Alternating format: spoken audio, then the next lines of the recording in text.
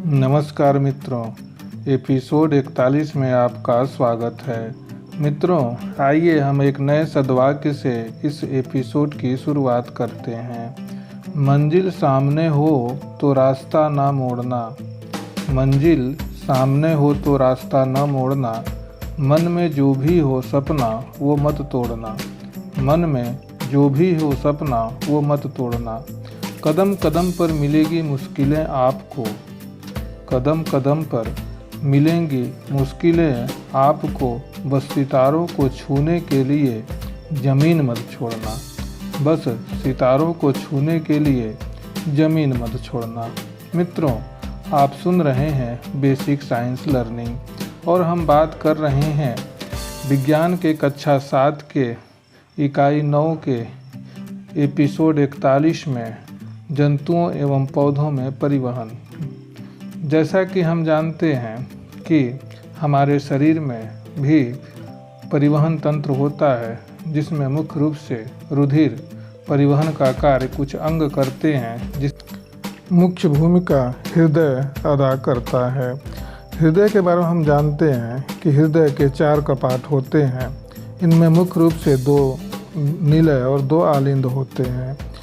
जैसा कि हम जानते हैं कि हृदय में रक्त शरीर के विभिन्न भागों से आता है, वह नली शिरा होती है और हृदय से नलिकाओं अर्थात धमनी द्वारा शरीर के विभिन्न भागों में रक्त पहुंचता है, वह धमनियों द्वारा रक्त पहुंचता है। आइए जानें हमारे शरीर में रक्त किस प्रकार बहता है। जैसा कि हम जानते हैं कि शरीर के विभिन्न भागों से कार्बन डाइऑक्साइड युक्त रक्त अर्थात अशुद्ध रक्त शिराओं द्वारा हृदय के दाएं आलिंद में लाया जाता है। दाएं आलिंद से वह दाएं निलय में पहुंचता है, जहां से यह फुफ्फुस धमनी द्वारा फेफड़ों में भेजा जाता है और फेफड़ों में कार्बन डाइऑक्साइड तथा ऑक्सीजन का आदान प्रदान होता है, जिससे ऑक्सीजन युक्त रुधिर फुफ्फुस शिरा द्वारा हृदय के बाएं आलिंद में लाया जाता है। बाएं से दाएं आलिंद में यह बाएं आलिंद से वह बाएं नीले में पहुंचता है और बाएं नीले से ऑक्सीजन युक्त रक्त, जिसे हम शुद्ध रक्त कहते हैं, वह धमनियों द्वारा शरीर के विभिन्न भागों तक पहुंचता है। इस प्रक्रिया को हम निम्नलिखित फ्लोचार्ट द्वारा दिखा सकते हैं।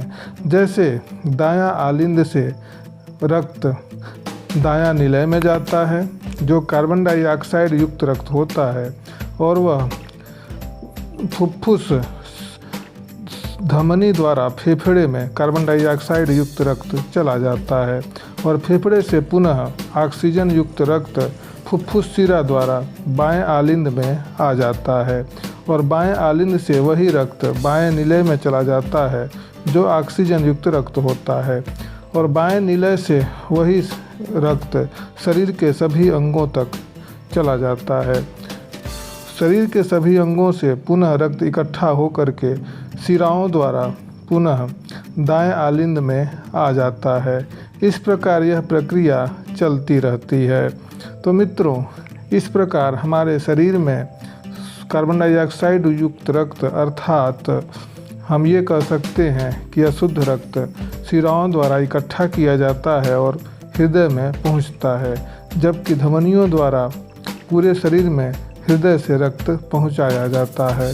तो इस प्रकार हमारे पूरे शरीर में रक्त का संचार होता है और कुल रूप यदि हम कहें तो हृदय, धमनी और शिरा ये सभी मिलकर के एक संपूर्ण मानव शरीर में रुधिर परिसंचरण तंत्र बनाती हैं। इस प्रकार हमारा शरीर परिसंचरण तंत्र के माध्यम से काम करता है। जैसा कि हमने जाना कि जिस प्रकार हमारे शरीर में परिसंचरण तंत्र पूरी तरह से काम करता है, शरीर में फुफ्फुस अर्थात पल्मोनरी धमनी ऐसा अपवाद है जिसमें कार्बन डाइऑक्साइड युक्त रक्त बहता है एवं फुफ्फुस शिरा अर्थात पल्मोनरी वेन में ऑक्सीजन युक्त रुधिर का संचार होता है। यदि हम अपने सीने के बाएं तरफ हाथ रखें तो अपने हृदय के स्पंदनों अर्थात धड़कनों को महसूस कर सकते हैं। और चिकित्सक या हम अपने हृदय के स्पंदनों को मापने के लिए एक अलग तरह के यंत्र का प्रयोग करते हैं जिसे हम स्टेथोस्कोप कहते हैं। वैसे आम भाषा में उसे आला भी कहा जाता है। यदि हम चाहें तो क्रियाकलाप के माध्यम से हम स्टेथोस्कोप बना सकते हैं। इसके लिए सबसे पहले हमको एक फनल अर्थात कीप चाहिए और प्लास्टिक की वाइट ट्यूब चाहिए और पाइप चाहिए और उसके बाद हमको गुब्बारा चाहिए और एक कैंची चाहिए। यदि हमको इतना चीज़ें मिल जाती हैं तो हम आराम से आसानी से हम एक सामान्य स्टेथोस्कोप बना सकते हैं।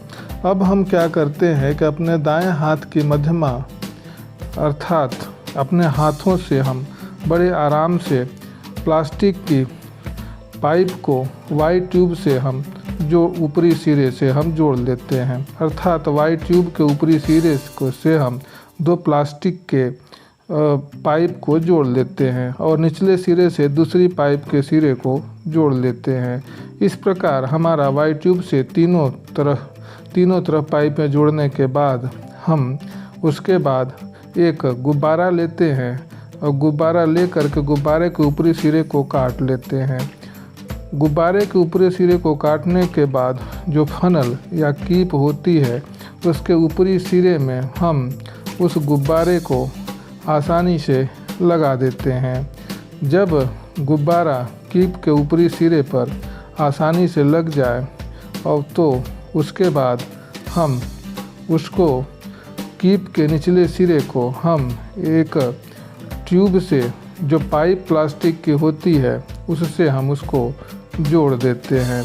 जब हम कीप को पाइप से जोड़ेंगे, पाइप से जोड़ने के बाद उसे हम चारों तरफ टेप लपेट देते हैं या गम लपेट देते हैं जिससे उससे हवा बाहर न जाए। इस प्रकार वाइट ट्यूब के ऊपरी सिरे से जो दो पाइप लगे होते हैं उसमें छोटे स्पीकर के छोटे वाले ग्लव्स लगा देते हैं जो कान में हम लगाते हैं।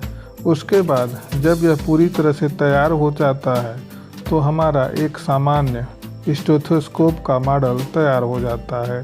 तैयार होने के बाद हम उसे आसानी से यदि हम वाइट ट्यूब के लगी पाइप से जब कीप हम लगा देते हैं उसे सीने पर रखते हैं और वाइट ट्यूब के ऊपरी सिरे के दोनों पाइप को हम अपने कान में लगाते हैं तो क्या देखते हैं, हमारे सीने की हृदय की स्पष्ट आवाज़ हमको सुनाई पड़ने लगती है।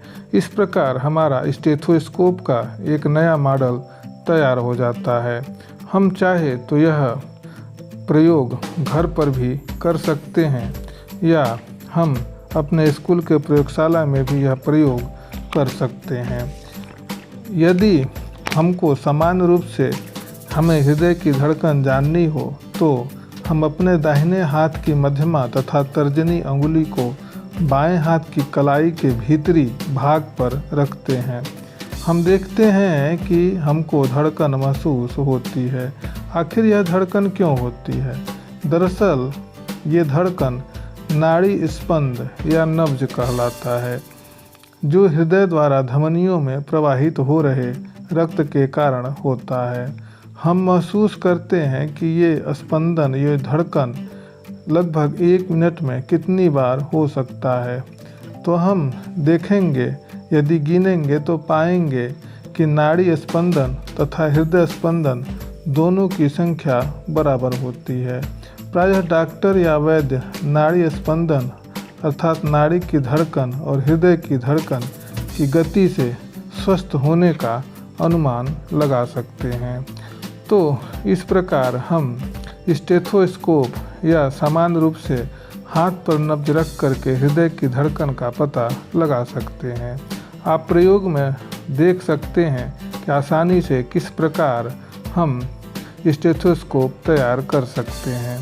वैसे हम देखें तो डॉक्टरों द्वारा जो स्टेथोस्कोप तैयार किया जाता है वह बहुत ही प्रोफेशनल तरीके का होता है और उससे बहुत ही आसानी से हृदय की धड़कन का पता लगाया जा सकता है। तो मित्रों, इस प्रकार हम अपने हृदय की धड़कन का पता स्टेथोस्कोप के माध्यम से लगा सकते हैं और हम हृदय की धड़कन पता कर सकते हैं। तो मित्रों, आज के इस एपिसोड में बस इतना ही। आगे हम अगले एपिसोड में रुधिर वाहिनियों के बारे में बात करेंगे। धन्यवाद।